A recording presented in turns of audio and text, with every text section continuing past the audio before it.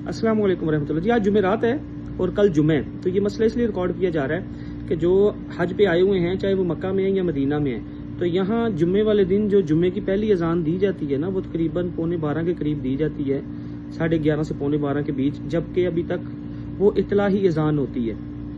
और जैसे ही दूसरी अजान होती है ना हमारे वहाँ, तो फिर खुतबा, वो बयान शुरू होता है, आधा पौना घंटा बयान चलता है और फिर दूसरी अजान होने के बाद खुतबा दिया जाता है। यहाँ ऐसा नहीं होता, यहाँ पहली अजान पहले दे दी जाती है और दूसरी अजान जैसे ही नमाज का टाइम दाखिल होता है ना जोहर की, उसी टाइम अजान होती है, अजान के फौरन बाद खुतबा शुरू हो जाता है। लिहाजा यहाँ पहली सुन्नतों का टाइम नहीं दिया जाता, लेकिन और खुतबे का हुक्म है, वाजिब है कि बैठ के सुना जाए, उस टाइम कोई सुन्नतें ना पढ़े, तो पहले तो लिहाजा टाइम ही नहीं मिलता।